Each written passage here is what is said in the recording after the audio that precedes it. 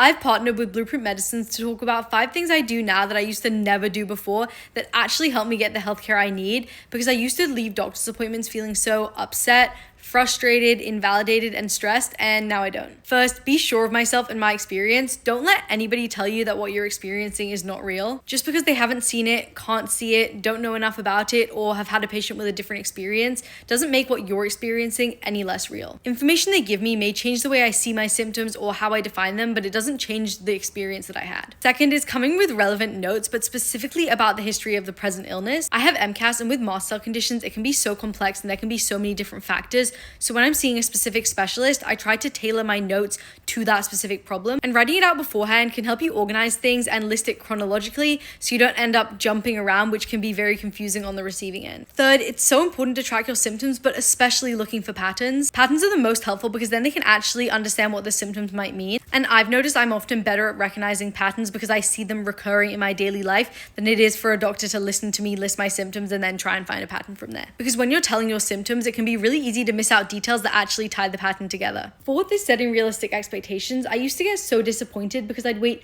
weeks or even months for an appointment, hoping that I'd get answers then and there, and then when I wouldn't, I'd be so upset. I've accepted that not every appointment will give me answers, and that's okay. Last but certainly not least, maybe most important of all, is trusting myself. Trust yourself. If something feels off, listen to it. And if a provider doesn't recognize a problem or can't solve it, that isn't necessarily anything against them or anything against you. In the end, it's problem solving, and I've learned that sometimes it means I just have more self-discovery to go and do so that I can come back with more information that might spark the idea that's the solution to the problem. Just because one provider isn't able to give you the help you need doesn't mean the next one won't.